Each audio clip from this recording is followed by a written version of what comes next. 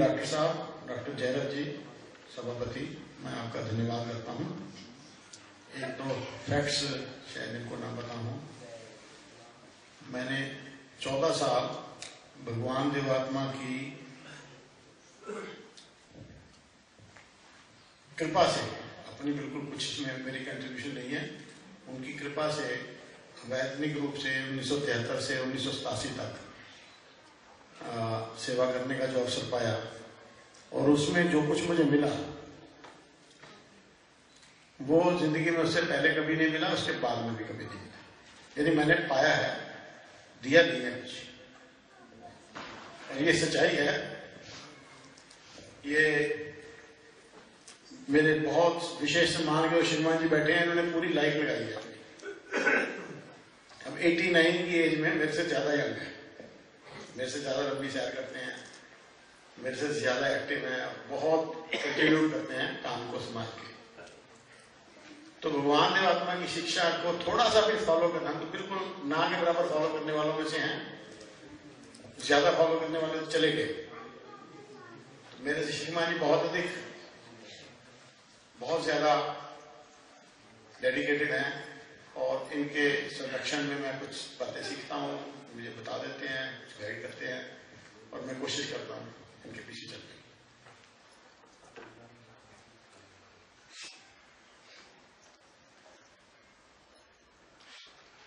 हम सब अपने इर्द गिर्द जो माहौल देख रहे हैं, सब A to Z, वो माहौल पूरा का पूरा नहीं, अगर मैं कहूं तो लगभग सारा नेगेटिव है। जो भी बात सुनते हैं, हम किसी से सुनते हैं, टीवी देखते हैं, अखबार देखते हैं, कुछ भी करते हैं, उसमें हमें नेगेटिविटी इतनी भरी हुई मिलती है। मैं बच्चों के बारे में जानता हूँ, जरा उनसे वास्ता पड़ता है, तो वो कई बच्चे पीजी के अंदर रहते हैं, एक दूसरे को बस यही इंजेक्शन लगाते रहते हैं कि मैं पिछले साल नहीं निकला, इस साल नहीं निकलूंगा तो क्या होगा। मतलब नेगेटिविटी नेगेटिविटी नेगेटिविटी हमारी जिंदगी का इतना इम्पोर्टेंट भाग बन गया है कि किसी पॉजिटिव चीज को ग्रहण करना हमारे लिए बहुत कठिन है।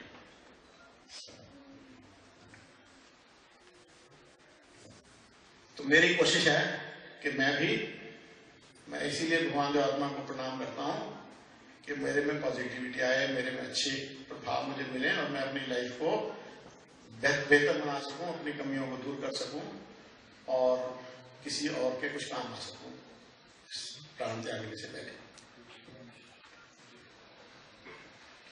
सुख का शब्द हम सबने सुना है, बहुत सुना है, फ्रीक्वेंटली सुना है, और हम सब सुख चाहते हैं। कोई है आप में से ऐसा जिसको सुख नहीं चाहिए, दुख चाहिए? श्रीमती रुपिंदर कौर जी बताएंगी आप।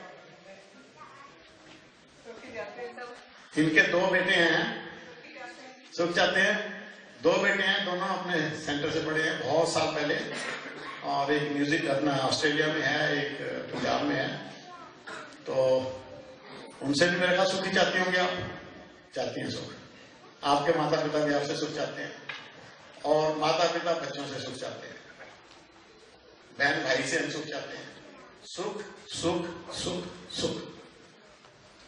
और इसीलिए इसी सुख को ध्यान में रखते हुए मैंने अपना विषय चुना है कि सुखों के भंवर में मनुष्य दुखी क्यों, अशांत क्यों, परेशान क्यों, ऐसा क्यों है? सुख चाहते हैं, मिलता दुख है। मर्जी, एक और शब्द आपने बहुत फ्रीक्वेंटली सुना है, मर्जी।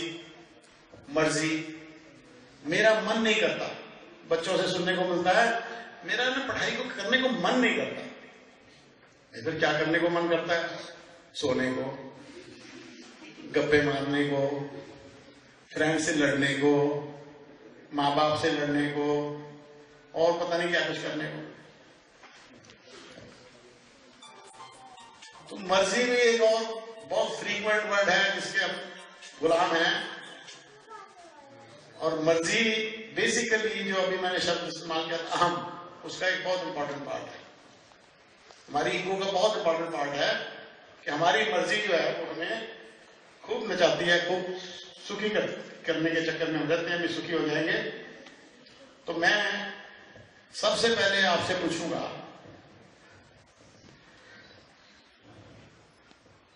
हाँ जी आप बताएंगे, लास्ट में बैठे हैं श्रीमान जी अगली चेयर में, आप ही आप, हाँ क्या आप सुखी हैं? नहीं। हाँ जी डॉक्टर रूपी बराड़ जी, डॉक्टर देवन रूप बराड़ जी सुखी हैं? सच? थोड़ा सुखी है, थोड़ा सुखी है। अगर वो नापना हो कि थोड़ा वो थोड़ा बड़ा है या वो थोड़ा बड़ा है तो जरा कहना मुश्किल हो जाएगा, बहुत मुश्किल होता है। तो मैं यहाँ पर सिखों के प्रथम गुरु नानक जी की वाणी का एक सेंटेंस रिपीट कर देता हूं। उनको कई सौ साल पहले उन्होंने कह दिया था, नानक दुखिया सब संसार, नानक दुखिया सब संसार। तो मेरे ख्याल रूबी जी थोड़ा उनकी वाणी से अलग अपने विचार रखते हैं। उन्होंने थोड़ा नहीं कहा, सुख पाने का सही और सच्चा रास्ता खोजने के लिए और उस पर चलने के लिए हमें क्या करना चाहिए? हम जो दुखी होते हैं, कुछ दुख तो लाजमी जरूरी है जिनको आप अवॉइड नहीं कर सकते। बीमारी का दुख है, एक्सीडेंट का दुख है, मौत का दुख है, पर वो दुख को भी क्या हम सुख में परिवर्तित कर सकते हैं? ये थोड़ा सा प्रश्न हम डिस्कस करेंगे। सबसे पहले मैं आपसे पूछना चाहूंगा कि क्या आप अपने आप को जानते हैं? हाँ जी राहुल शर्मा जी आपसे पूछता हूं, क्या आप अपने आप को जानते हैं? क्या जानते हैं? सर यही पता है कि मैं राहुल हूं। बस बैठ, धन्यवाद। मैं जिससे भी पूछूंगा सबसे यही जवाब मिलना मुझे कि मेरा नाम ये है। यानी हम नाम से जाने जाते हैं, काम से नहीं जाने जाते। अपने थॉट से नहीं जाने जाते। हमारे क्या थॉट्स आते हैं जो किसी को पता नहीं लगते। गलत थॉट्स भी होते हैं, अच्छे थॉट्स भी होते हैं। वो तो हमें किसी को पता ही नहीं लगता कि हमारे अंदर कौन से गलत थॉट्स गुजर गए, कौन से अच्छे थॉट्स आ गए। वो तो मेरी बात रही मेरे मन में, कुछ कह ना सका उलझन में, मेरे सपने अधूरे हुए नहीं पूरे, आग लगी जीवन। तो ये हमारे साथ हो रहा है। मैं और ज्यादा समय ना बर्बाद करता हुआ मैं 6-7 लोगों से पूछूंगा, सबने अपना नाम बताना है। मैं अपने आप को ये जानता हूं। तो यदि आप अपने आप को जानते हैं तो फिर तो बहुत बड़ी बात है।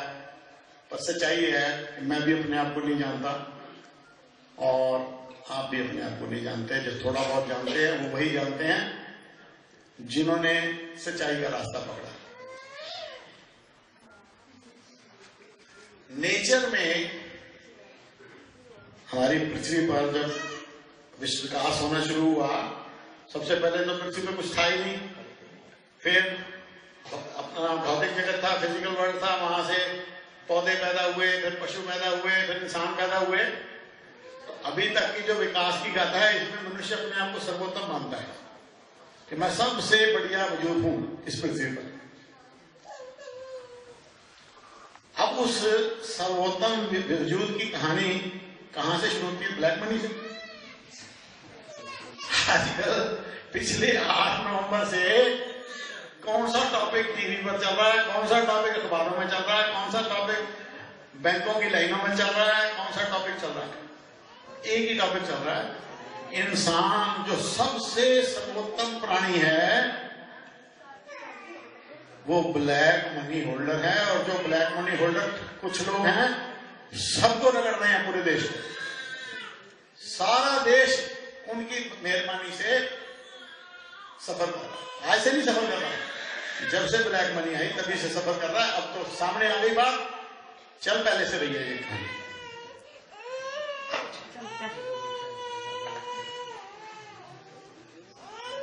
तो ये समस्या कहां से आ तक की बताएंगे कोई मुझे? जगदीश जी आप बताएंगे? ये ब्लैक मनी की समस्या कहां से अटकती है? ये स्वार्थ कहां से आया? इन्होंने सही जवाब दिया है, मुझे पता था सही जवाब देंगे, इसीलिए पूछा था, मैं टाइम बचा लूं। तो मेरी बदनामी बहुत है कि मैं बहुत टाइम लेता हूं, तो थोड़ा सा बदनामी में कमी करवा लूं।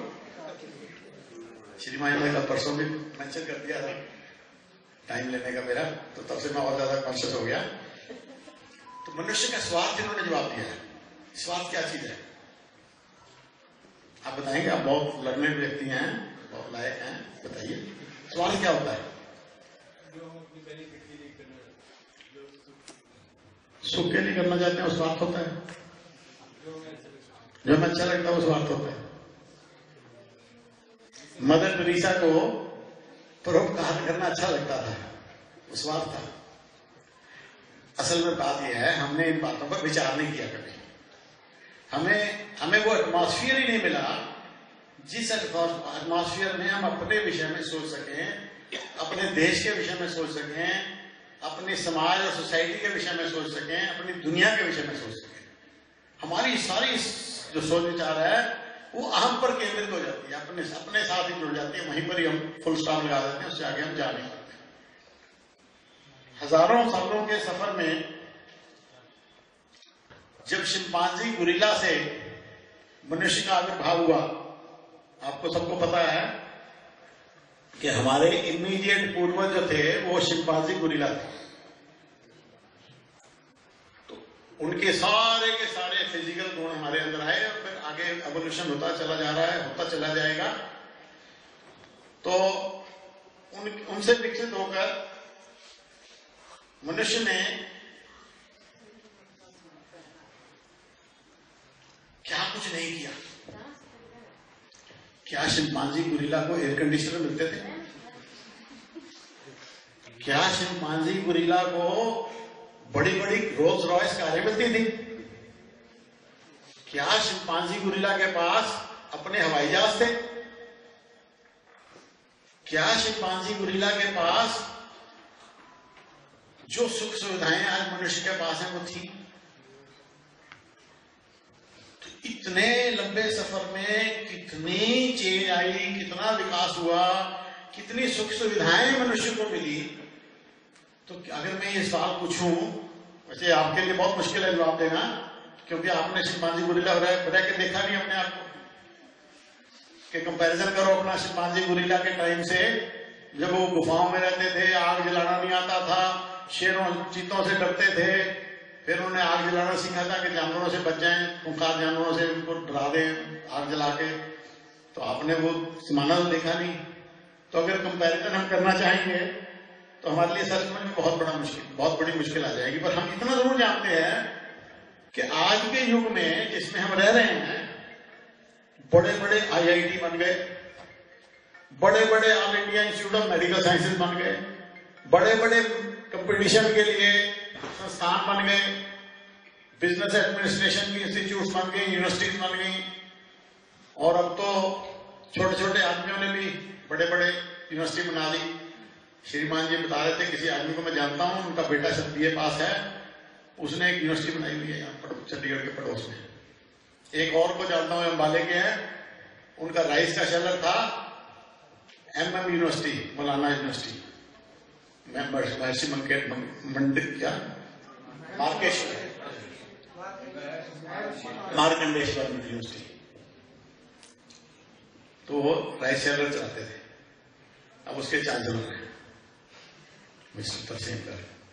तो इतना कुछ हो गया, इतना कुछ हो गया। इतना कुछ होने के बाद जब हम अखबार में पढ़ते हैं, टीवी में देखते हैं कि IIT में पिछले साल 28 बच्चों ने, जो इंडिया की ड्रीम गई, सुसाइड कर लिए। एम्स के अंदर जो डॉक्टर DM कर रहे हैं, MCH कर रहे हैं, सबसे बड़ी डिग्री और सबसे बड़ी मेडिकल इंस्टीट्यूट इंडिया की और वर्ल्ड में बड़ा उसका नाम है, वर्ल्ड में नाम है, all India institute of medical sciences का। वो जो स्टूडेंट्स हैं, वो स्टूडेंट्स दुखी हैं और वो सुसाइड कर रहे हैं। यहाँ PGI के अंदर भी चंडीगढ़ में होते हैं सुसाइड, हर साल अखबारों में पढ़ने को मिल जाता है। तो आप में से जो बच्चे डॉक्टर बनेंगे जब संभल के रहना, ऐसे एटमॉस्फेयर है। तो ये सब कुछ क्यों हो रहा है? शिंपांजी गोरिल्ला को तो बेचारे के पास मोबाइल में फोन भी नहीं था, हमें तो मोबाइल फोन मिल गए। अब क्या है, जब पढ़ाई का दिल करता है तो मोबाइल फोन को लेके बैठ जाते हैं इंटरनेट पर। पिछले साल एक लड़का था, उसने हमारे सबके हैक किए हुए थे। यहाँ कोचिंग सेंटर का भी वाईफाई हैक किया हुआ था, पीजी के अंदर भी हैक किया हुआ था, और सारी रात बैठ के क्या चलता होगा सोचो। तो क्या सुख मिला फिर? साल के एंड में मुंह लटकाया हुआ है, मुंह लटकाया हुआ है, और वो मुंह लटका हुआ साल के एंड में नहीं, पूरी जिंदगी लटका रहेगा। तो ये समझ नहीं है, दूर की बातें समझ नहीं आती इंसान को। तो ये सब कुछ होने के बाद माता पिता की डांट का भी डर नहीं रहता, कई बार परीक्षा की चिंता नहीं रहती कुछ। तो मैं तो सोच रहा था कि शिंपांजी गोरिल्ला ने, हिमाचल के मंत्रों ने ट्रंप टावर नहीं बनाया, अडवाणी की 10 मंजिलें इमारत नहीं बनाई, पर वो उछलते कूदते फिरते रहते हैं, मस्त करते हैं। यहां डिप्रेशन की गोलियां खानी पड़ती हैं बड़े बड़े लोगों को, नींद नहीं आती उन्हें डिप्रेशन से। कितना बड़ा कंट्रास्ट है। इंसान ने सुख खरीदे, सुखों के भंवर में सुख बनाते बनाते, सुख बढ़ाते बढ़ाते बढ़ाते बढ़ाते भंवर बन गया उसका ऐसा, उसके अंदर गोते खाते रह गए।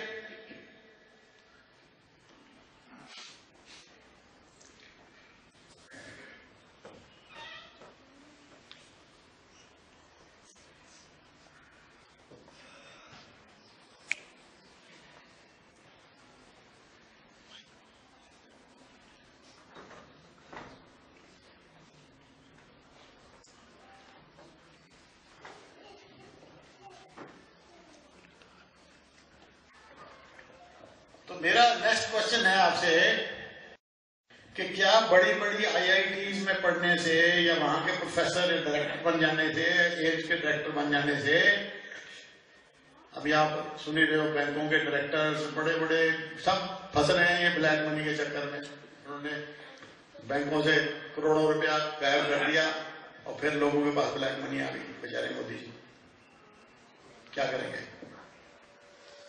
यानी अच्छी से अच्छी स्कीमों को भी हम फेल करने के लिए बैठे हैं। और जितने लोग ब्लैक कर लेते हैं, आपको लगता है वो सुखी हैं? वो उस पैसे का इस्तेमाल करते हैं। अगर ब्लैक का पैसा है तो वो तो बड़ा है पैसा, इस्तेमाल नहीं कर पाते उसको।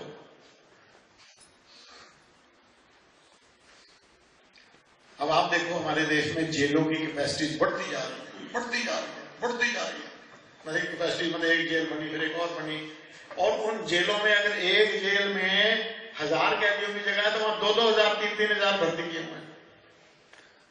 एक कैदी से मेरी बात हुई, उसने मुझे आके बताया कैद से छूटने के बाद कि जी वहां तो सबके पास मोबाइल फोन है, जिनके पास पैसा है मोबाइल फोन है सबके पास, टीवी हमें देखने को मिलती है, क्या मजे की जिंदगी है। फिर हम बाहर क्यों बैठे हैं? यानी जेलों के हालात ऐसे हैं आपके सामने। अभी कुछ दिन पहले नापाकशा जेल था, यहां से कितने कैदी भागे।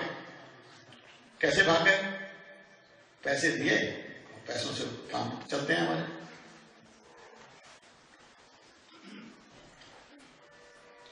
पुलिस में भ्रष्टाचार, न्यायपालिका में भ्रष्टाचार।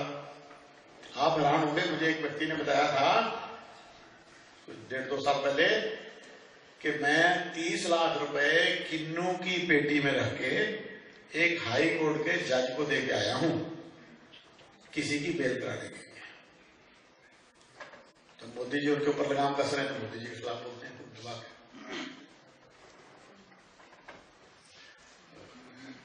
तो मतलब हमारे हालात क्या हैं, थोड़ा सा विचार करें भी। हम सुख, वो जज जो है 30 लाख रुपए इसने लिए होंगे, उसने 30-40 करोड़ तो ब्लैक के इकट्ठे कर लिए होंगे। अब उसका तो 30-40 करोड़ को बदलवाना जज के लिए और भी मुश्किल है। किसके थ्रू बदलवाएगा? कौन से बैंक वाले से पास जाके कहेगा मैं हाई कोर्ट का जज हूं, मेरे पैसे बदल दो भाई? उसका क्या हल हुआ होगा? सुख मिल गया? लगता है आपको उसको सुख मिल गया? जिस दिन रात को अनाउंसमेंट हुई होगी, बहुत बहुत सुख मिला होगा, खूब चैन की नींद आई होगी। ठीक है भाई। गुरु ग्रंथ साहब ने एक सेंटेंस लिखा हुआ है, आपने शायद सुना हो, बड़े बड़े जो दिसम लोग उनको व्यापे चिंता रोग। जो लोग बड़े बड़े दिख रहे हैं हमें, उनको चिंता रोग लगा हुआ है। बड़े बड़े कौन है? जो सुख के पीछे भाग भाग के दुनिया की नजर में बड़े बड़े हो गए, वास्तव में वो छोटे छोटे हो गए, चिंता रोग से ग्रस्त हैं बेचारे। एक मैंने और कहावत बड़ी शानदार सुनी थी, वो भी आपके साथ शेयर करता हूं। जितना कपड़ा उतना पाला, जितना कपड़ा उतना पाला, जितना पैसा उतना दिवाला। जितना कपड़ा उतना पाला, जितना पैसा उतना दिवाला, जितना कुनबा, कुनबा भी परिवार, जितना बड़ा परिवार उतना मुंह काला। सुख सुख सुख।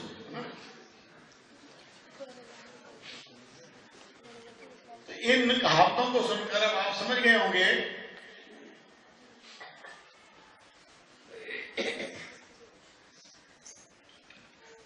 कि क्या इतना सब कुछ हासिल करके इंसान सुखी हो पाया है। हाँ जी, मित्तल साहब, mister DP Mittal, doctor Chandramohan Mittal के डैडी, बताइए, आपसे भी पूछ लें। नहीं मिल पाया? बैठ प्लीज। हमारे सब बच्चे डॉक्टर चंद्रमोहन मित्तल को जानते हैं, उनके डैडी को भी आपसे मिला दिया। अगर पीछे मुड़ के देखना है, मैं उनके आता हूं तो खड़े हो जाना, देख लो, दर्शन कर लो। ये मत सोचना डॉक्टर चंद्रमोहन मित्तल भी सुखी नहीं है, ये भी सुखी नहीं है, मैं भी सुखी नहीं। जितनी हमारी कमियां हैं वो हमें सुखी नहीं होने देती, और उन कमियों का हमें एहसास भी नहीं होने देता कि हमारी ये कमियां हैं। वो हमारे अहंकार कमाल है।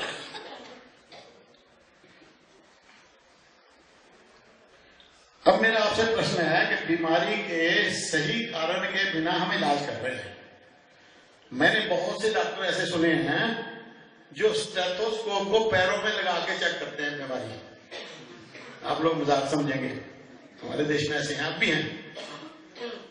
स्टेथोस्कोप में पैरों में लगाते हैं, उनको नहीं पता कि स्टेथोस्कोप कहां लगना और क्या बताता है।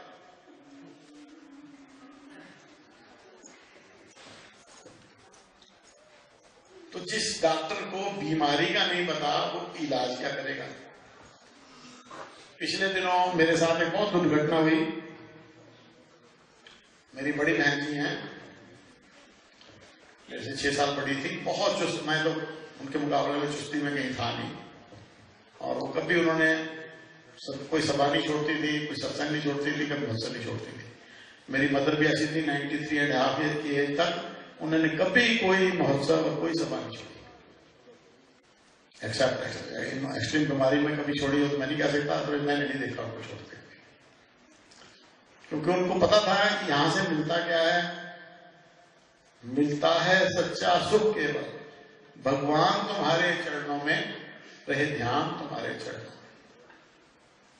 तो उनको भी एक डॉक्टर महोदय ने गलत दवाई देके परलोक भेज दिया। बिना कारण जाने इलाज करना, और तब से मेरा मन भी उदास है और मेरी सेहत पे भी उसका खराब असर हुआ है। सुख के भंवर में दुखी हो रहा हूं।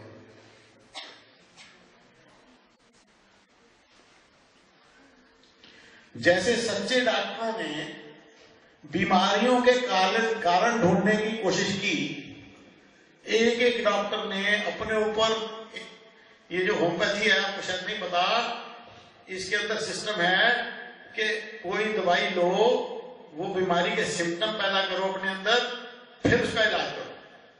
ऐसे डॉक्टरों ने होम्योपैथी खोजी है, और ऐसी वंडरफुल चीज है, मैंने बहुत बहुत वंडरफुल रिजल्ट देखे। एलोपैथी अपनी जगह है, होम्योपैथी अपनी जगह है, हर चीज अपनी जगह पर। बीमारी के कारण खोजे बिना हम इलाज करने लग जाएं तो फिर उसके नतीजे तो भयानक होने ही होते।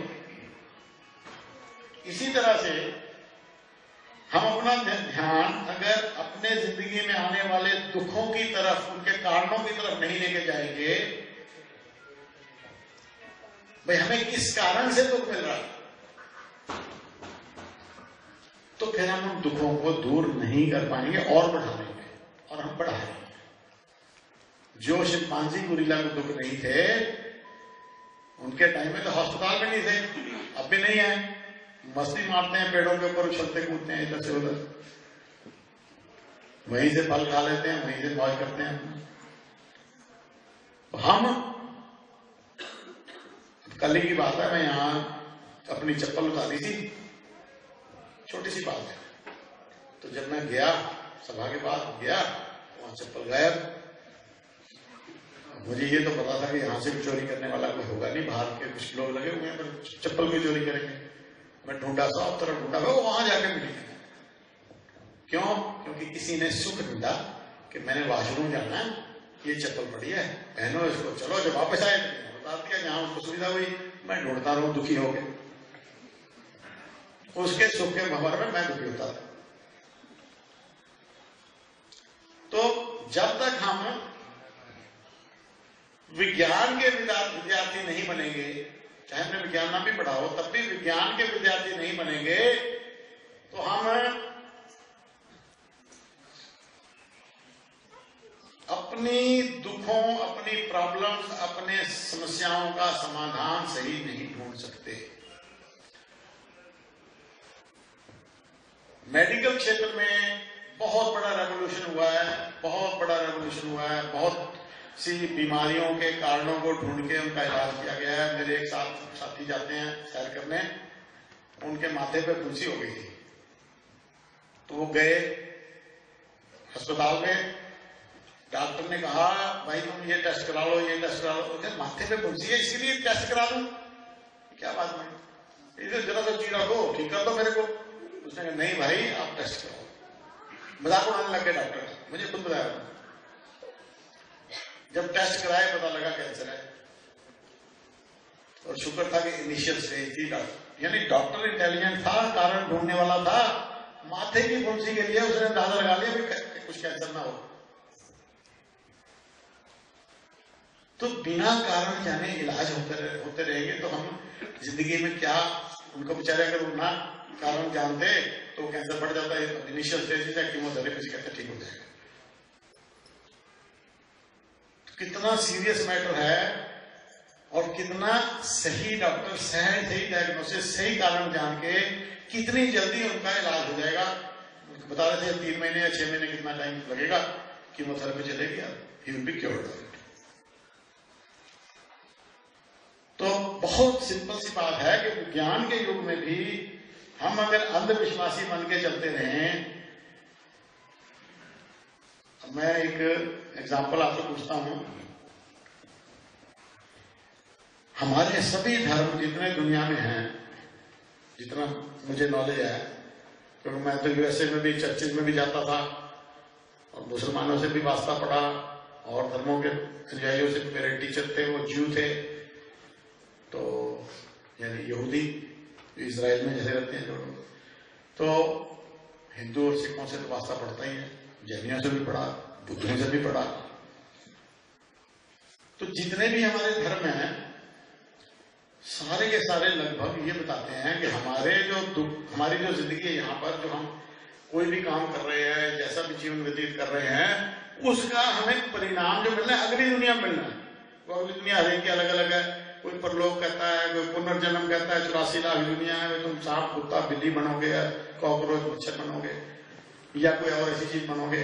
कोई कहता है कि मरने के बाद अगर क्रिश्चियन हो तो वहां जीसस क्राइस्ट बैठे होंगे, और वो फैसला करेंगे कि भैया ये मेरा अनुयायी है, तो उसके पलड़ा पुण्य का भारी हो जाएगा और उसको स्वर्ग में भेज दिया जाएगा। अगर ये वो कहे ये मेरा अनुयायी नहीं है, मुसलमान है, हिंदू है, कोई और है, चल भाई नरक में। तो उनकी ये शिक्षा है। हरेक की शिक्षा अलग अलग है। और विज्ञान ये बताता है, सबसे पहली बात बताता है विज्ञान कि साइंटिफिक फैक्ट्स तो एक होते हैं पूरी दुनिया के लिए। मैंने नहीं सुना आज तक कि एक रशियन फिजिक्स है, एक चाइनीज फिजिक्स है, एक बुद्धिक फिजिक्स है, एक जैनी फिजिक्स है, एक देवसमाजी फिजिक्स है। आपने सुना है राजवंशीगंज जैसे? क्यों नहीं सुना आपने? सुनना चाहिए था। अगर धर्म अलग अलग हमारी जिंदगी के बारे में परिभाषा देते हैं तो हमें यह भी सुनना चाहिए कि अगर साइंटिफिक की बात है तो सबकी शिक्षा एक होगी, अलग अलग नहीं हो सकती। मैं आपको कुछ एग्जाम्पल देता हूं, बड़ी इंटरेस्टिंग। ये भयंकर जो मिथ्या विश्वास फैले हुए हैं दुनिया में, पर्टिकुलरली हमारे हिंदू धर्म में, तो उनका उन मिथ्या विश्वासों का भंडार तोड़ने के लिए मैं 5 उदाहरण यहां पर आपके साथ पेश करना चाहता हूं। सबसे पहला उदाहरण है कि अगर हम कोई व्यापार करते हैं इस दुनिया में, कोई कारखाना लगाते हैं, कोई नौकरी लेते हैं, तो क्या उसका फल, शुभम शर्मा जी, हमें अगली दुनिया में मिलता है या इस दुनिया में मिलता है? इसी दुनिया में, है ना? अगर कोई कहते हैं ना कि आप जो बुरे कर्म करोगे उसका फल अगली दुनिया में मिलेगा, अच्छे कर्म करोगे उसका अगली दुनिया में मिलेगा। दुकान करें तो उसका फल अभी मिलेगा, नौकरी करें तो उसकी सैलरी अभी मिलेगी। बड़ी विडंबना है हमारी पे, और हम मान लेते हैं ऐसी बातों को।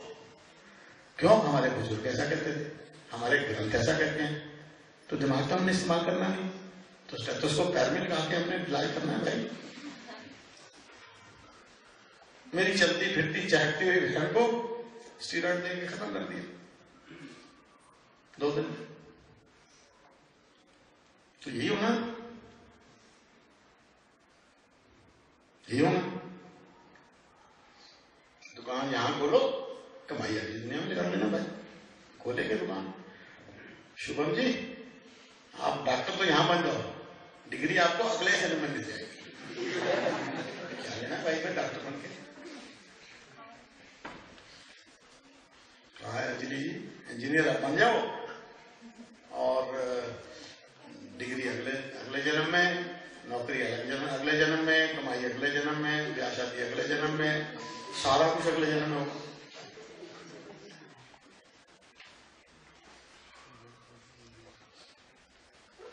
अब हजारों डॉक्टर्स बन चुके हैं मेरे पास पढ़ के, और हजारों इंजीनियर बन चुके हैं। उनको अगर किसी का पता लगे कि इसको कैंसर की बीमारी है तो वो कहेंगे भाई ठीक है, मुझसे दवाई तो अभी ले लो, राजी अगले जन्म में होगा। परलोक में जाके राजी हो जाओगे, कोई बात नहीं, क्या चिंता है, राजी तो हो जाओगे ना, मरने के बाद राजी हो जाओगे। इसका तो मजाक उड़ा रहे हैं, है ना? सारे आप लोग जितने बैठे हैं यहाँ इस बात का मजाक उड़ा रहे हैं कि दवाई अब ले लो, राजी अगले जन्म में हो जाओगे। ये तो मजाक की बात है, पर इस ऐसी बातों पर विश्वास करना समझदारी की बात है, और हम करते हैं क्योंकि हमारे बुजुर्गों ने ऐसा बताया, हमारे धर्म ग्रंथों ने ऐसा कहा। अपना दिमाग तो हमें इस्तेमाल करने की जरूरत क्या है? इसीलिए थोड़ा मिला ये इस्तेमाल करना। हम तो शिंपांजी गुरिल्ला से भी घटिया प्रूव करना चाहते हैं अपने आप को। बच्चे जानते हैं जो साइंस पढ़ते हैं, और बड़े भी जानते हैं जो थोड़ा बहुत विज्ञान की नॉलेज रखते हैं, कि शिंपांजी गुरिल्ला और इंसान में फर्क यही है कि हमारे पास उन्नतशील मानसिक शक्तियां हैं। हमारी मानसिक शक्तियां बहुत सी ऐसी सोच विचार एनालिसिस और बहुत सारा ऐसे काम कर सकते हैं जो जानवर के दिमाग नहीं कर सकते। और हम फिर भी जानवरों से जैसे बने रहे तो हमारी बदकिस्मती। तो ऐसे व्यक्ति क्या कहेंगे, डॉक्टर साहब आप तो पूरे के पूरे पागल हो, पागल। मुझे कहते हो दवाई यहां ले लो, इलाज अगले जन्म में हो जाएगा। करके देखो एक्सपेरिमेंट, प्रैक्टिकल बात है। तो ऐसे डॉक्टर के पास भाई मैं तो नहीं जाने वाला, आप में से जाना हो तो।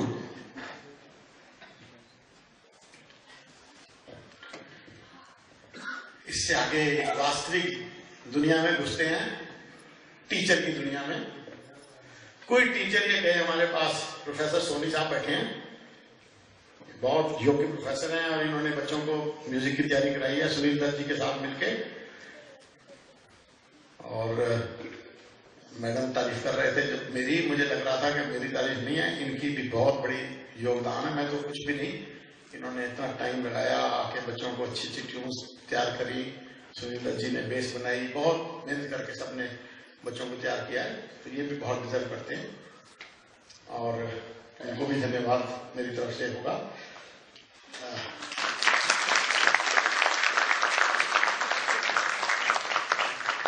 तो अगर मैं ऐसा कहने लग गया हूं कि प्रोफेसर सोनी से म्यूजिक तो आप सीखो, बजाना अगले जन्म में आएगा। म्यूजिक अब सिखाएंगे, प्रोग्राम अगले जन्म में होगा। जाएगी क्यों दीपाली? सीखने जाएगी, गाएगी, अगले जन्म में सुरक्षित रूप में है, भगवान तुम्हारे हाथ में आकर।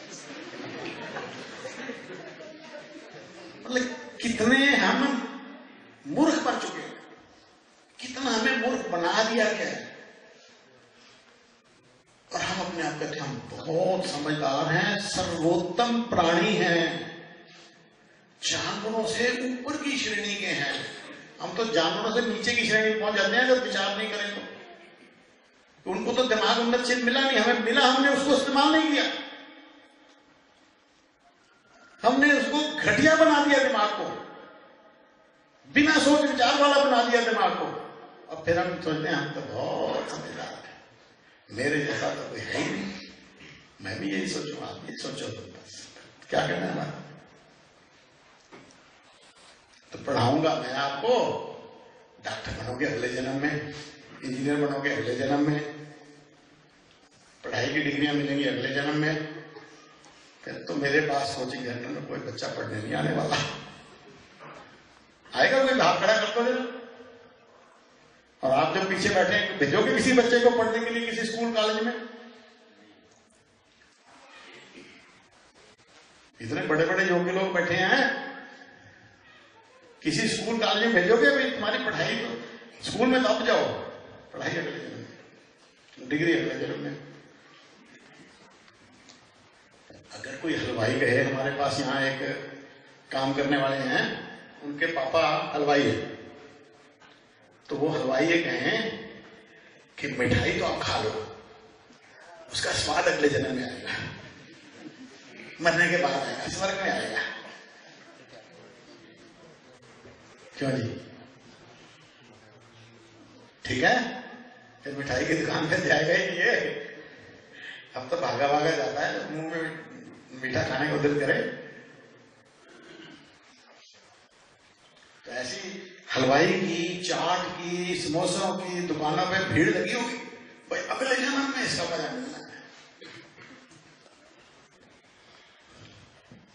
आप में से कोई आदमी ऐसे जज के पास जाएगा कि भाई आ जाओ, मुकदमे की सुनवाई तो मैं अब करूंगा, सुनाओ मुझे अपनी कहानी, तुम अपनी सुनाओ, तुम्हारी अपोजिट पार्टी अपनी सुनाए, फैसला मैं अगले जन्म में दूंगा, फैसला अगले जन्म में, या फैसला मरने के बाद स्वर्ग में या नरक में। मैंने ये 5 उदाहरण इसलिए चुने थे कि शायद इनको सुनकर जो भी सोचने वाला थोड़ा व्यक्ति होगा, उसका माइंड जिंदगी भर के लिए इस पहलू में खुल जाएगा कि मैं जो आज चिंता कर रहा हूं, उसका परिणाम मुझे आज इसी वक्त मिल रहा है। न्यूटन महोदय ने बहुत बड़ी कृपा करके एक सिद्धांत खोजा था जिसको फिजिक्स पढ़ने वाले भी नहीं जानते, फिजिक्स के प्रोफेसर भी नहीं समझते, फिजिक्स के यूनिवर्सिटीज के प्रोफेसर, फॉरेन यूनिवर्सिटीज के प्रोफेसर भी नहीं समझते।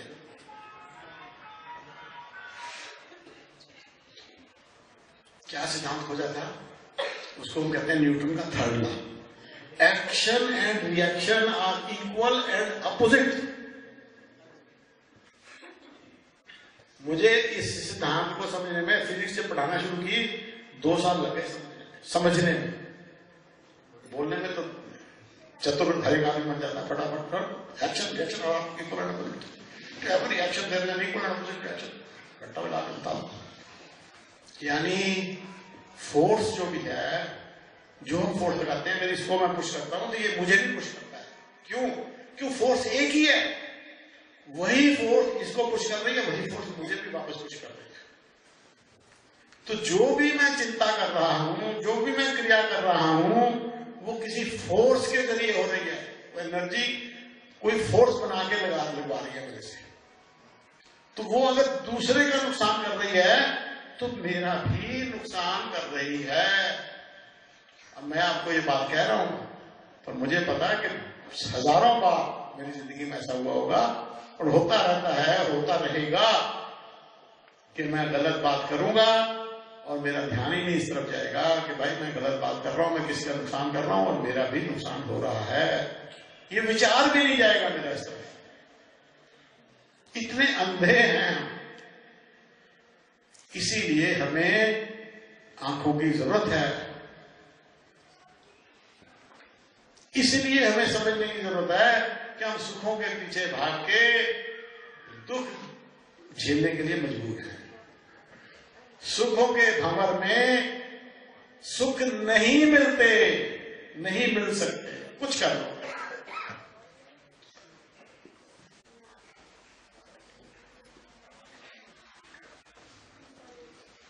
अब मैं एक बात श्रीमान जी ने मुझे गाइड किया था ये आपसे शेयर करने के लिए कि belief and dharma they are different things. Belief and dharma, पहली बात तो मैं धर्म पता ही नहीं क्या है, मुझे भी बहुत थोड़ा एहसास है। बदकिस्मती है कि हम इतनी अधोगति की अवस्था में हैं अपने सिविलाइजेशन के लेवल के हिसाब से कि ऐसे योग्य आत्मा है ही नहीं जो भगवान देव आत्मा की शिक्षा को आप तक पहुंचा सके। बहुत अधूरे आत्मा मेरे जैसे को ये ड्यूटी सौंपी गई है। मैं तो हर साल शिमा से प्रार्थना करता हूँ किसी और की ड्यूटी लगाओ, मैं इस काबिल नहीं हूं, पर मुझे लगती है तो मैं इतना भी अकड़फूल नहीं बनना चाहता कि मैं नहीं करूँ, ऐसे मैं नहीं करता। नहीं, बड़े हैं कह रहे हैं, उसको आज्ञा को मानना चाहिए। और यही मैं बच्चों को भी सिखाता हूँ, जब पढ़ाता हूँ कि भाई आज्ञा माननी सीखो, अपनी मर्जी को छोड़ो। बिल्कुल मेरा मन नहीं करता है लेक्चर देने को, सर बताता हूँ कि मुझे पता है मैं बहुत अयोग्य हूँ, बहुत निम्न श्रेणी का जीव। और ये शिक्षा है गुरुमाजी की, ये बहुत ऊंची है, मेरे लेवल से इनफाइनाइटली ऊंची है। पर अब करेगा नहीं है योग्य व्यक्ति तो जितना दिया सलाई लगा के मोमबत्ती जला सकते हो ट्राई कर लो। तो श्रीमान ने कहा था ये चीज पॉइंट आउट करने के लिए कि belief and dharma are not one and the same thing. तो अभी तक मैंने वही आपके साथ थोड़ा सा डिस्कस किया है कि हम बिलीव करते हैं हमें पुनर्जन्म में ये मिलेगा, हम बिलीव करते हैं हमें स्वर्ग मिलेगा, हम बिलीव करते हैं नरक मिलेगा, हम बिलीव करते हैं। दैट इज नॉट धर्म। And religion is not the translation of धर्म। श्रीमान जी बहुत बात पॉइंट आउट करते हैं कि धर्म वर्ड की ट्रांसलेशन नहीं है। हाँ, दुनिया में जो मतांतर है, ये चीज मान लो, इस चीज को धर्म मान लो, उस बात को मानने को धर्म मान लो, उसकी तो रिलीजन है ट्रांसलेशन, पर धर्म वर्ड की ट्रांसलेशन नहीं है। क्योंकि धर्म का संबंध उस अस्तित्व से है जिसके बारे में हमें पता ही नहीं। आज से हजारों साल पहले मनुष्य को अपने शरीर के बारे में कोई नॉलेज नहीं थी, जैसे बंदरों को नहीं है, शिम्पांजी जी को नहीं है, गुरिल्ला को नहीं है, शेरों को, चीतों को, चूहों को, बिल्लियों को नहीं है। They don't know anything about their bodies. They are totally ignorant. Exactly the same situation is with us in this stage regarding our own existence. हमारा जो अस्तित्व है उसके बारे में हमारी भी यही अवस्था है। मेरी तो बिल्कुल है, मैं अपने बारे में बिल्कुल आपको साफ कह सकता हूं कि मेरी बिल्कुल ये अवस्था है कि मुझे अपने अस्तित्व के बारे में ज्ञान नहीं है।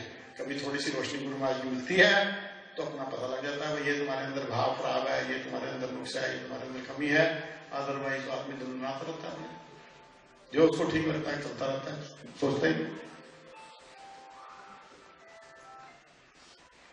तो धर्म क्या है उसको जानने से पहले हमें यह पता होना चाहिए कि हम अपने अस्तित्व को जाने, वे हम कौन है। मैं एक छोटी सी कहानी कुछ साल पहले महोत्सव के मौके पे लेक्चर में सुनाई थी, मैं उसको रिपीट करना चाहूंगा, मुझे बड़ी शिक्षाप्रद लगती है। एक व्यक्ति था, उसके पीछे हाथी पड़ गए जंगल में। पुराने जमाने की झूठी कहानी है, कल्पित कहानी है, सच्ची नहीं है। तो वो दौड़ा दौड़ा भागा भागा वही इस हाथियों से बचो में किसी तरह, तो एक पेड़ के ऊपर चढ़ गया बचने के लिए। पता भी हाथी ऊपर तो चढ़ नहीं सकते, इतनी नॉलेज थी उसको। मैं शायद कईयों को भी ये भी नॉलेज था। तो वो पेड़ के ऊपर चढ़ गया। पेड़ के ऊपर था एक शहद की मक्खियों का छत्ता। तो हाथी आए, उन्होंने अपनी सूंड लपेट ली पेड़ के गिर्द और हिलाए उसको, पेड़ को। अब वो पेड़ को हिलाए जाए, ऊपर से शहद की मक्खियों का छत्ता हिल गया, मक्खियों ने उसको काटना शुरू कर दिया। साथ साथ क्योंकि छत्ता हिल गया तो उसमें से शहद भी टपकने लग गया। अब वो मुंह ऊपर करके और शहद का मजा ले रहा है, उधर से मक्खियां काट रही हैं उसको, और वो शहद का मजा ले रहा है। हम सब ही हैं, हम सब यही हैं। हमें उन चीजों में स्वाद आता है जिसमें हमें हमारी हानि हो रही है, हमें पता नहीं लगता। जैसे उसको नहीं पता लग रहा था इस बात का कि शहद की मक्खियां मुझे खा जाएंगी, मैं बेहोश हो जाऊंगा। उसको शहद जब टपक रहा है उसको चाटने में ही स्वाद आ रहा था। तो वहां से दो व्यक्ति गुजरे, एक व्हीकल लेके अपनी। तो उन्होंने कहा, भाई तुझे तो शहद की मक्खियां काटनी है, आजा, तुझे हम बचा लेते हैं, हमारे साथ हमारी गाड़ी में आजा। अरे मूर्खो, मुझे शहद खाने को मिल रहा है, ये कब मिलेगा? ऐसे बिना मेहनत किए अपने आप ही टपक रहा है मेरे मुंह में। रुक जाओ, अभी आता हूं, मैं थोड़ी देर में आता हूं। थोड़ा सा और, एक बूंद और, एक बूंद और, एक सुख और, एक सुख और, एक सुख और, एक सुख और। ये हमारी जिंदगी है, मेरी भी यही जिंदगी है, आपकी। जिस चीज में हम सुख, तभी मैंने शब्द यूज किया सुखों का भंवर। जिस चीज में हमें सुख मिलता है, हम कहते हैं वो सुख हमें और मिल जाए, थोड़ा सा और मिल जाए, थोड़ा सा और मिल जाए। और इस कारण से हम अपने लिए शहद की मक्खियों के छत्ते से अटैक करवाते रहते हैं, उससे दुखी होते रहते हैं। और इसलिए मनुष्य दुखी होता है सुखों के पीछे भागने में, सुखों की जिंदगी जीने में।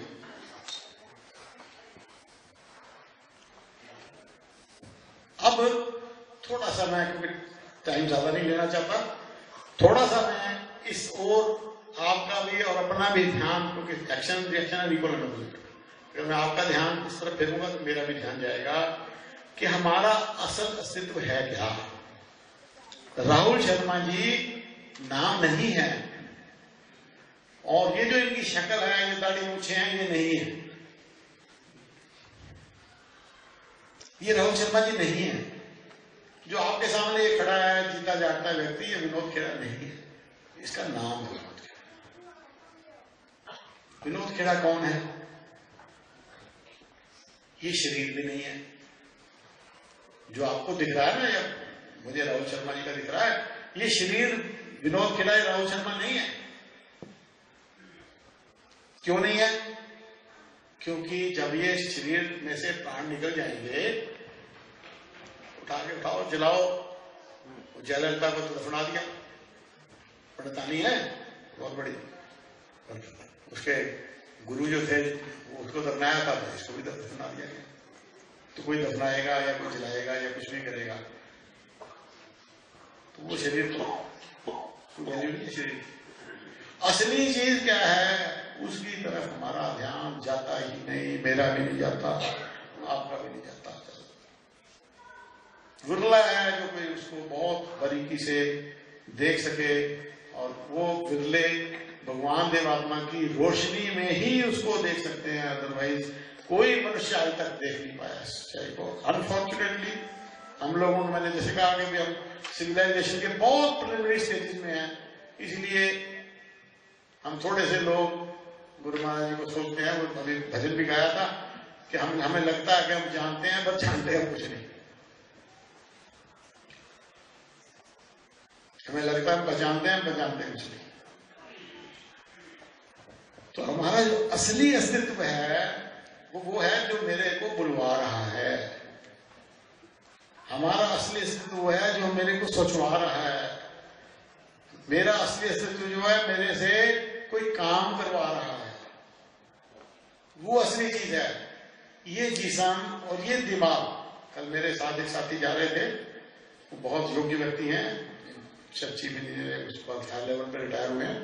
तो मेरे से सवाल पूछ रहे थे कि भाई फिर दिमाग सोच विचार पैदा करता है या आत्मा सोच विचार पैदा करता है? दिमाग तो जल जाएगा भाई। दिमाग में अगर योग्यता हो सोचने की अपने आप, तो फिर मरने के बाद भी सोचता रहेगा।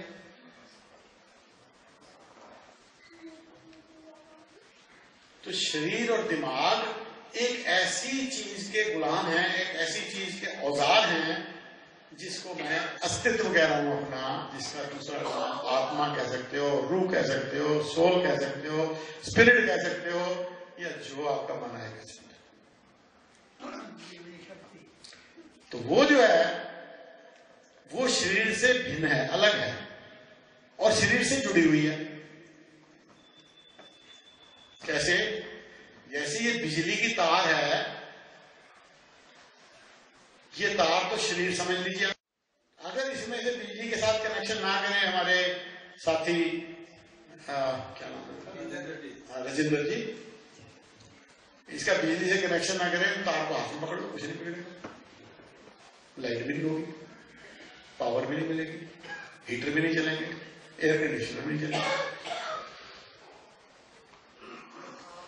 तो उस बिजली के करंट जो चार्ज है, कैरियर जो गुजर रहे हैं इसमें से, उनके गुजरने से इसके अंदर शक्ति आ जाती है, जिस शक्ति का हम परिणाम देख रहे हैं।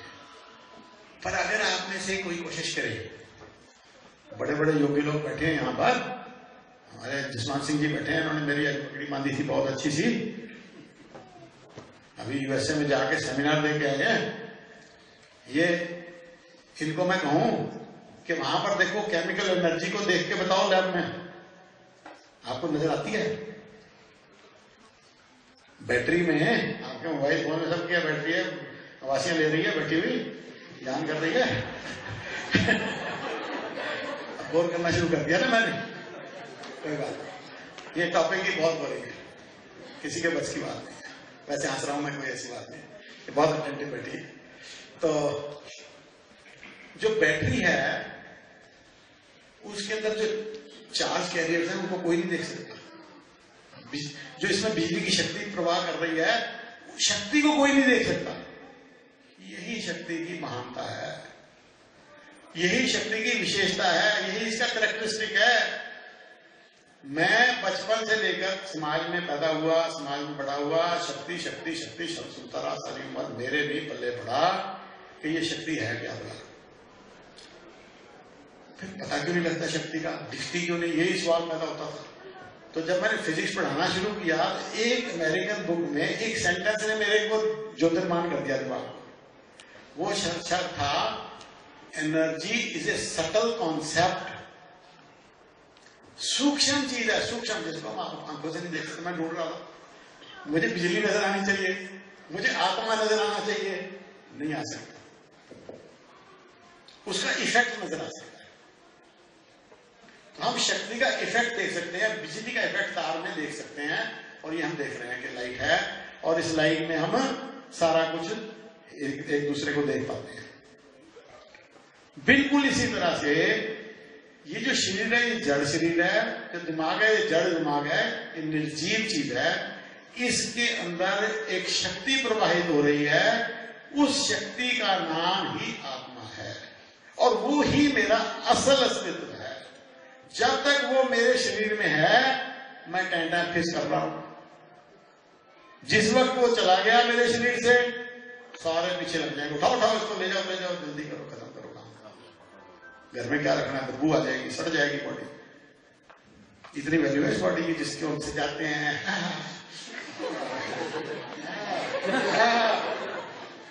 ये वैल्यू है इसकी। मैं भी शीशे में तो मुंह देखता ही हूँ, कंघी करता हूँ तो देखता ही हूँ, शेव करता हूँ देखता हूँ, पर उसकी वैल्यू नहीं है जिसको हम बहुत इंपॉर्टेंट दे रहे हैं। असली इंपॉर्टेंट चीज तार नहीं है, इसमें जो बिजली गुजर रही है वो है। इसी तरह से मेरे शरीर में जो मेरा आत्मा वास करता है, जो मेरे से सभी चिंताएं, सभी क्रियाएं करवा रहा है, जो मुझे जिंदा रख रहा है, जब वो मुझे छोड़ के चला जाएगा तो सतनाम करते फिरेंगे लोग। हमारे तो नहीं करते, दुनिया में यही होता है, उठाओ उठाओ ले चलो, राम नाम सत्य है। सत्य तो ये है कि मेरे शरीर को उस आत्मा ने, जो मेरा असल अस्तित्व है, वो छोड़ दिया। उसकी हमें किसी को चिंता नहीं, किसी को पता भी नहीं। जैसे इस रोशनी के बिना आंखें रखकर भी हम किसी को नहीं देख सकते, वैसे ही बिजली के इफेक्ट को देखने के लिए स्पेशल रोशनी चाहिए, फिजिकल रोशनी चाहिए, मेंटल रोशनी चाहिए।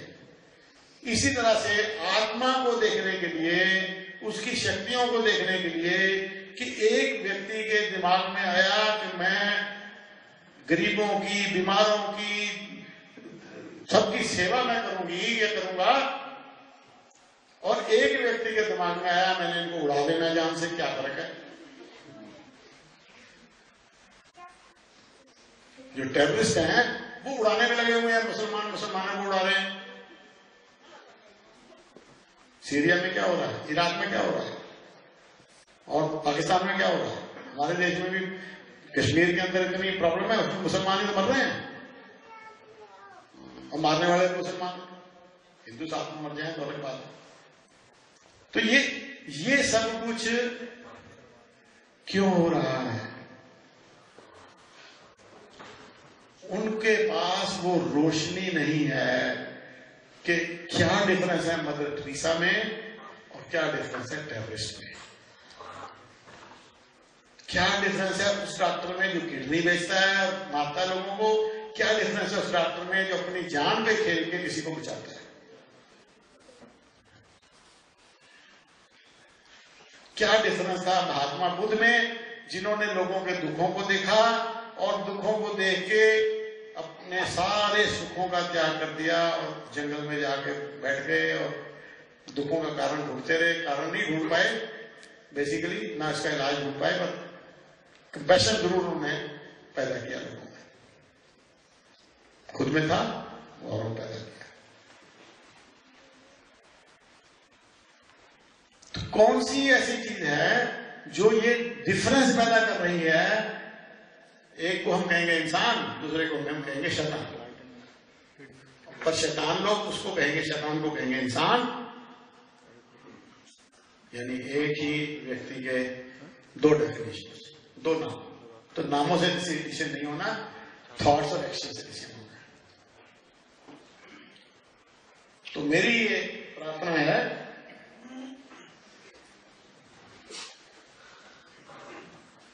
कि हम अपने आप को जो शरीर समझते हैं वो निर्जीव पार्ट है, बेजान पार्ट है, वो बिजली की तार की तरह है बिना बिजली के, और जो हमारा असली अस्तित्व है वो शक्तिमय है, उसका नाम है आत्मा। अब मैं बहुत ब्रीफली, बहुत संक्षिप्त रूप से उसके बारे में थोड़ा सा बता के और इस टॉपिक को वाइंड अप करूंगा। वो ये है कि हमारा हर चिंता, हर क्रिया, उसको करवाने वाला हमारा आत्मा है, और वो हमारा सबका अलग अलग है, इसलिए सबकी अलग अलग चिंताएं और अलग क्रिया। दो जुड़वा भाई भी हों, उनकी बॉडी एक जैसी लग सकती है, उनके अंदर जेनेटिक मेल भी हो सकता है, पर वो भी अलग अलग आत्मा होने के कारण अलग अलग चिंताओं और क्रियाओं से ग्रस्त मिलेंगे। परम पूजनीय भगवान देवात्मा, जिनका 166वां जन्म महोत्सव आज मना रहे हैं, उन्होंने आज से 125 साल पहले से लेकर अब तक, जब तक वो थे 1929 तक, उन्होंने साइंस को आधार बना के, मैं तो इमेजिन ही नहीं कर सकता भाई वो क्या थे, मेरी तो इमेजिनेशन से बहुत बाहर है। मैं तो इनकी एक दिन की, एक घंटे की भी जो उनकी एफर्ट थी उसको समझ नहीं पाता सारी बात। कैसे उन्होंने रिसर्च की, कैसे उन्होंने सारी बातें खोजी। उन्होंने बताया कि मनुष्य जो आत्मा है उसका निर्माण हो रहा है माता पिता के स्पर्म और एग के सम्मेलन के साथ। वो आत्मा जो उनके मिशन से स्टार्ट हुआ, उस आत्मा ने, वो जीवित है चीज, उसने शरीर मेरा भरा है मां के पेट में, वो उसने मुझे आगे जिंदा रखा हुआ है। उसी की मेहरबानी से मैंने शिक्षा प्राप्त की। मैंने पीएचडी नहीं की, ये मेरी आत्मा ने करवाई है। अगर शरीर होता, शरीर से पीएचडी नहीं कर सकते आप। अगर मैं आपके साथ कुछ शेयर कर रहा हूं सोच विचार, तो मेरा आत्मा करवा रहा है, मेरा शरीर नहीं करवा रहा। शरीर तो औजार है, इंस्ट्रूमेंट है, तार है, डेल्टा।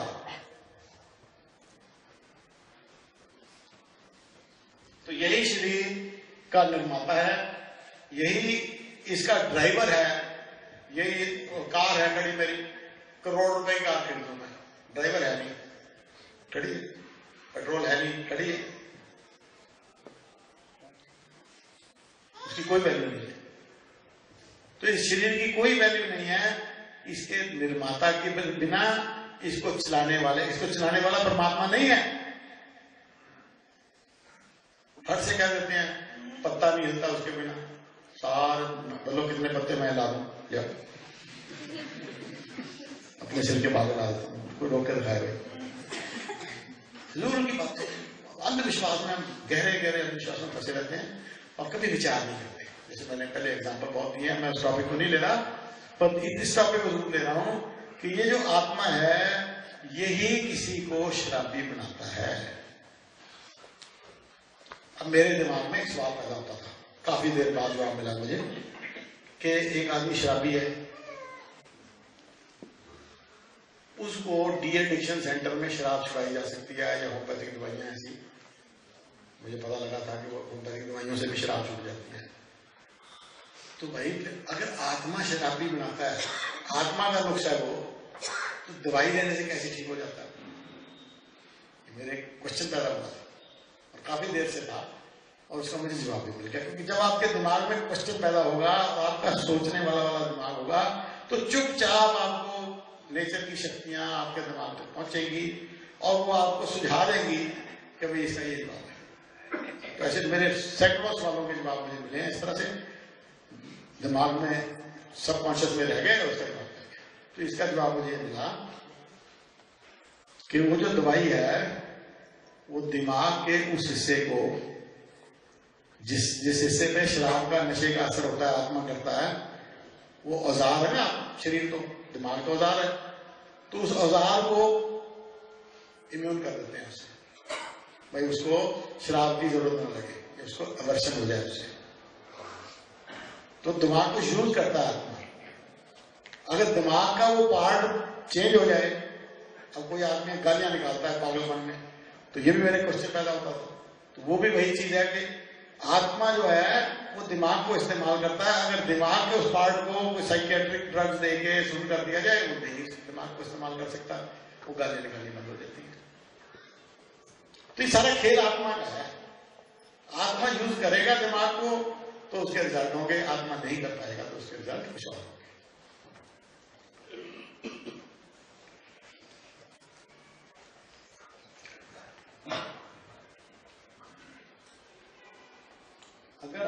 अगर हम ये सोचें कि मनुष्य को शराबी कौन बनाता है, मनुष्य को चोर कौन बनाता है, डाकू कौन बनाता है, टेररिस्ट कौन बनाता है, तो शरीर तो बनाता नहीं, आत्मा बनाता है। आप बच्चे बोल रहे हैं आत्मा, आपको इतना तो पता लग गया कि कोई भी व्यक्ति किसी भी एक्ट को या किसी थॉट को करने के लिए मजबूर है उसके आत्मा की बनावट की वजह से। ये डिप्रेशन आता है, क्यों आता है? निराशा क्यों आती है? एक्चुअली तो ये डिप्रेशन बहुत ही गाली से भी गंदा शब्द है। मैं तो अक्सर सबको प्रार्थना करता हूँ, भाई पेरेंट्स भी आ गए, इसको कहना ना मेरे बच्चे को इसको डिप्रेशन ना हो जाए। भाई क्यों गालियां निकालते हो अपने बच्चे को? अगर थोड़ी निराशा हो जाए उसको डिप्रेशन कहने लग जाते हैं, निराशा को डिप्रेशन कहने लग जाते हैं।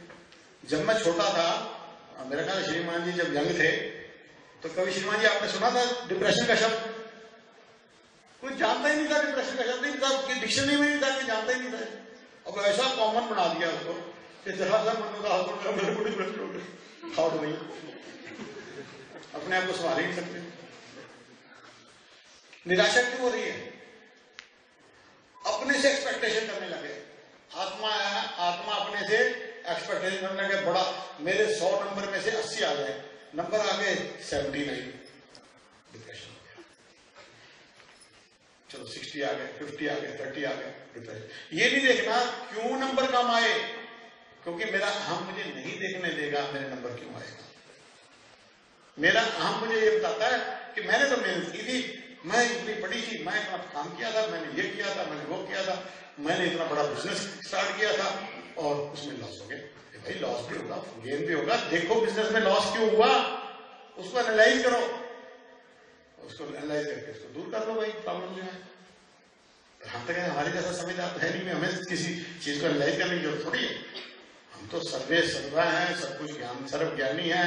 परमात्मा जिसकी जो डेफिनेशन है एक्चुअली हमारे ऊपर अप्लाई होती है। सर्व शक्तिमान, सर्व विद्यमान, सर्वव्यापी और सर्वज्ञानी, तो सर्वज्ञानी है। पर हम अपने अंदर झांकने के लिए हमें झांकने नहीं देते, कमियों को देखने नहीं देता, सुधारना तो बहुत दूर की बात है, उसको हम डिप्रेशन कहने लगे। तो मेरी तो सबसे प्रार्थना है जितने यहां बैठे हैं कि डिप्रेशन का वर्ड बिल्कुल कृपा करके इस्तेमाल ना करें, ना बच्चों के लिए, ना बच्चे माँ बाप के लिए, ना किसी के लिए। तकलीफें आती हैं, दुख आते हैं, that is not depression, that is sadness और समथिंग ऑफ द काइंड। तो हमें जो बलात्कारी बना रहा है, हमें जो शराबी बना रहा है, सलमान खान को किसने शराब पी के और गाड़ी चला के अब 4-5-6 आदमियों को रोकने के लिए मजबूर कर दिया, उसका आत्मा था, आत्मा में बीमारी थी, वो उसका इलाज नहीं हुआ तो किसी ड्राइवर का नाम लगा के अपने कुछ बचते कर रहे हैं। तो ये हमें आत्मा को एनालाइज करने की जरूरत पड़ेगी। और ये सच्चाई है कि हमारे अपने बस में ये नहीं है कि हम अपने आप अपनी बीमारियों को, आत्मा की, अपने अहम को, अपने स्वार्थ को, अपने स्वाद की वासना को, अपनी काम वासना को, अपनी किसी और कमी को देख सकें और उसको दूर कर सकें। मैं इसीलिए ऐसे गुरु के चरणों में बैठा हूं कि मुझे समय समय पे वो अपनी कमियां दिखाते रहते हैं और मुझे दूर करने के लिए प्रेरणा देते हैं और बहुत बार शक्ति भी देते हैं। हर बार मैं नहीं ले पाता शक्ति, मेरी अपनी भी मजबूरियां हैं, कमियां हैं, कमजोरियां हैं, आत्मा बहुत वीक है। तो जितना मुझे ताकत मिलती है वो इतनी है कि मुझे तो अभी तक 71 साल की उम्र तो हो चुकी है, मैं तो अपने आप को बहुत सुखी महसूस करता हूँ। दुखों में भी मुझे सुख बहुत मिलता है और मैं सच कहता हूँ कि मेरे जैसा सुखी तो सारे हों, सारी दुनिया हो अगर हो सके। दुख हमने खुद क्रिएट किए हुए हैं, खुद सुखों के भंवर में फंस के मैं भी कर रहा हूँ दुख क्रिएट। मैं भी, ये नहीं है कि दुख नहीं है मेरे को, दुख है मेरे को, पर बहुत कम है और दूर हो जाते हैं जब मेरा ध्यान मिल जाता है, अपनी तरफ ध्यान जाता है और मुझे रोशनी और ताकत मिलती है, तो डेफिनेटली मुझे उसका एडवांटेज मिलता है। तो ये बीमारियां जिनको हम बीमारियां कहते हैं, चोरी डकैती, ये जिस्मानी बीमारियां नहीं है। अगर ये जिस्मानी बीमारियां होती तो आप बड़े आराम से डॉक्टर्स को भेजते जेल में, जाओ इनको दवाइयां दे आओ, जब ये बाहर निकलेंगे ये ईमानदार बन जाएंगे, ये ब्लैक ही नहीं रहेंगे, मोदी जी को इतनी मेहनत करने की जरूरत ही नहीं रहेगी, सबको दवाई दे दो, पूरे हिंदुस्तान को दे दो दवाई, क्योंकि हिंदुस्तान लगभग सारा ही ब्लैक किया, सारे बेईमान थोड़े लगभग। तो ये जिस्मानी बीमारियां नहीं है हमारी, रूहानी बीमारियां, आत्मा बीमारियां। हमें इनसे बचने के लिए या अपने देश को, अपने जिंदगी को सफल और सुखी रखने के लिए हमें अपने आत्मिक बीमारियों से मुक्त होना पड़ेगा। और वो सिर्फ और सिर्फ इस नेचर में एक विकास के सिद्धांत के अनुसार परम पूज्य भगवान देवात्मा को क्षमता मिली है और उन्होंने ऐसा काम किया है। बहुत सी पुस्तकें यहाँ पर आपने बात देखी होंगी, नहीं तो इसके बाद देखिए। मेरी बहुत कोशिश थी, मेरी बड़ी बहन जी ने और मैंने मिलके हमने पिछले साल में 12 पुस्तकें तैयार की थी। और उनको तो जब मैं देखता था, सुबह बैठी हैं, दोपहर बैठी हैं, कंप्यूटर बैठी, हिंदी टाइपिंग सीख ली, हिंदी की बुक्स टाइप करती रहती थी, प्रूफ रीडिंग वगैरह नहीं हो पाई थी। तो मैंने काफ़ी मेहनत करके पिछले दिनों में और थोड़ी बहुत हेल्प लेके तैयार की थी। पर प्रिंटिंग प्रेस वालों ने रोज सवेरे शाम झूठ झाट बोल के अब भेज रहे हैं। तो आज मोहन सर को भेजा था मैंने, जाके देखो प्रेस में, तो पता लगा तो जिल्दें चल रही हैं। तो अगर आ गई तो आप लेके जाना, नहीं आई तो मेरे बस में नहीं है। मैं 2 आपके सामने जनों को प्रस्तुत करूंगा जिनके ऊपर परम पूज्य भगवान देवात्मा की विशेष कृपा हुई है। और उसके बाद हम एक भजन के साथ इस लेक्चर को समाप्त करेंगे। तो मुझे खुशी है कि आज मैंने 1 घंटे में ही लगभग खत्म कर लिया। श्री मान जी की इच्छा का ध्यान रखिए।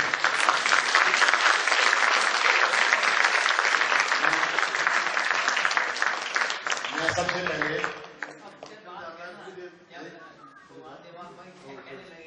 मेरा लेक्चर खत्म हो गया जी।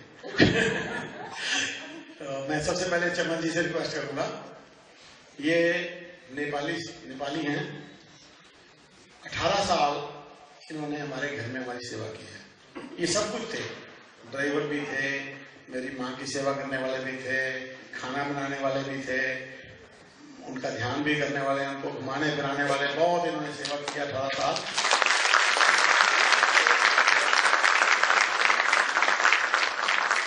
तो जब ये आए थे तो इनके सोच विचार क्या थे और परम पूज्य भगवान देवात्मा के देव प्रभावों ने इनके आत्मा में, शरीर में, आत्मा में क्या तब्दीली लाई मेरी माता जी विशेष करके थ्रू, तो वो ये आपके साथ शेयर करेंगे।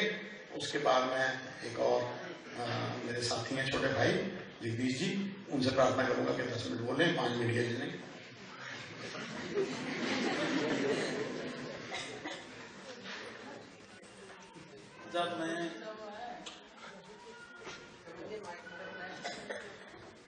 जब मैं इनके घर आया था शुरू में काम के लिए, उस टाइम 18-19 साल का था। तो जब इनके माता जी मेरे को कहती थी चलो सभा में, चलो सभा में, जैसे आप लोग बैठे हुए ऐसे सभा में, तो सभा में आके जो ये बात सुना रहे सारा सुन के मेरे को कुछ समझ में नहीं लगती थी, थोड़ा अजीब सा लगता था। क्या कह रहे हैं? अच्छा, ये क्या कह रहे हैं मुझे नहीं समझ लगती थी। तो फिर भी रोज जितनी बार भी सभा होती थी, इनके माता जी ने कभी छोड़ा नहीं मुझे, घर में काम छुड़ा के यहाँ लेके जरूर बैठाते थे। तो धीरे धीरे बैठते बैठते मुझे ये पता लगा। शुरू में तो मैं कहता था कि जैसे मांस के ऊपर, शराब के ऊपर बोलते थे यहाँ की ये चीज खराब है, मुझे नहीं होता था ये खराब है। मैं सोचता था कि ऐसे पता नहीं क्यों ऐसे कह रहे हैं, खराब कैसे हो गया चीज। तो क्योंकि हमने तो बचपन से देखा था कि हमारे घर में कहीं अड़ोस पड़ोस हर एक जगह मांस तो खुलेआम चलती थी। तो यहाँ उल्टा बात था कि यहाँ ये चीज गलत है। तो मैं सलमान जी को भी कहता था, कहा मैंने मन में भी कहता था कि डॉक्टर कहते हैं कि अंडा खाओ, मांस खाओ, तो ये कहते हैं कि ना खाओ, ये तो बड़े अजीब के लोग हैं। तो धीरे धीरे काफी टाइम लगा, 1-2 साल करीब सुनने के बाद मेरे अंदर ऐसी तब्दीली आई, समझ में आया कि ये गलत चीज है, जो हम करते हैं वो गलत है, ये जो कहते हैं वो ठीक है। पर 1 दिन 2 दिन 1 महीने 2 महीने सुनने से तो बिल्कुल भी नहीं आई। तो कम से कम 2 साल 2.5 साल सुनने के बाद मुझे समझ में आया कि मैं ये चीज गलत है जो करता हूँ, जो ये कहते हैं वो ठीक है। तो 2-2.5 साल तक मैंने क्या क्या काम किया इनके घर में, इनके घर काम करके। ये इनकी लड़की वो बैठी हुई है छोटी सी, बिल्कुल जब मैं आया था तो 1.5 साल की, मैं आने के बाद 2 साल की हुई थी। तो मेरे साथ बहुत ज्यादा प्यार था इनका, बहुत ज्यादा मेरे साथ जहाँ भी जाना, सब्जी लेने जाना, कहीं इधर उधर जाना, मेरे साथ जाते थे। इतना कुछ ये लोग मना करते हुए भी मैंने उसको, इनके बच्ची को भी अंडे खिलाया। मैं कहता था कि ये लोग तो खाने नहीं देते, तो मैं खिला के तगड़ा करता हूँ, मैं ये समझता था। तो तब तो मुझे लगता था मैंने बड़ा अच्छा काम किया, ये बिल्कुल खाना नहीं देते, ये खराब है, तो मैं ठीक हूँ कि मैंने इसको ठीक किया। तो धीरे धीरे जब इस दर से जुड़े, यहाँ आगे बात समझ में लगी कि ये खराब चीज है, तो अब फिर यहीं रहते रहते मेरा भी शादी हो गया, मेरे भी बच्चे हो गए, तो इस दर से जुड़ गया। तो जब मेरे बच्चे थोड़े से बड़े हुए तब मुझे समझ में आया कि ये बात ठीक नहीं है।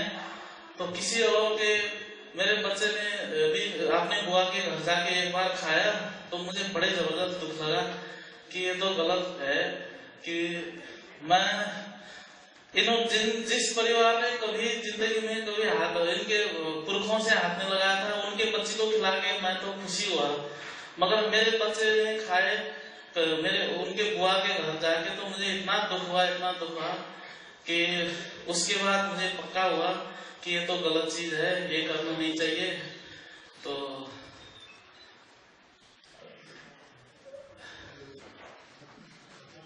बाकी तो इतना मुझे कहना नहीं आता, मतलब कहने का तो बहुत कुछ है, मगर कहना इतनी एक्सप्रेस करना नहीं आता। बाकी आपने बता दीजिए मेरा साथ।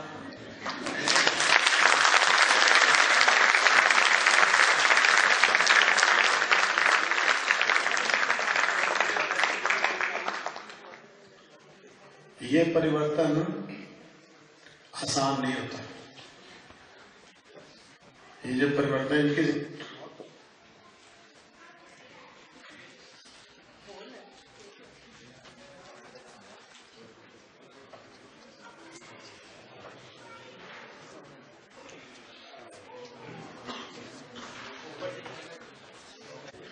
बहुत परिवर्तन आए।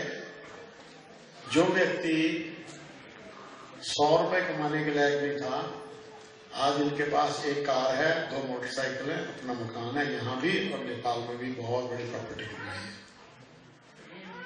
जमीन भी है, प्रॉपर्टी बहुत रही है, मकान भी। ये सब कुछ तब संभव हुआ जब ऐब छोड़ दिए और पॉजिटिव डायरेक्शन के अंदर चलना शुरू कर दिया उसी व्यक्ति ने, वरना शराब मांस ने बर्बाद करना। ये वो व्यक्ति हैं जिन्होंने रात के टाइम में पेड़ों को हिला के उस पर जो पक्षी बैठे हैं वो गिरते थे, जिंदा उनको छुपा के खाया।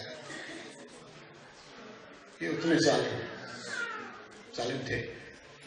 और जब ये बच्चे गा रहे थे, हजारों बेजुबान यूं कह रहे हैं अपने जीवन से, बेजुबान कौन? जानवर। हजारों बेजुबान यूं कह रहे हैं अपने जीवन से, न हम होते कि हमें देव गुरु जी ने बचाए। तो ऐसे हजारों जानवरों की रक्षा की है, हजारों इंसानों की रक्षा की है। एक एक ऐसे आदमी को बदला है जो 24 कत्ल करके इस मंडल के अंदर आया, उसको पता लगा कि मैंने क्या किया। तो मैं जगदीश जी से प्रार्थना करूंगा ये थोड़ा सा अपना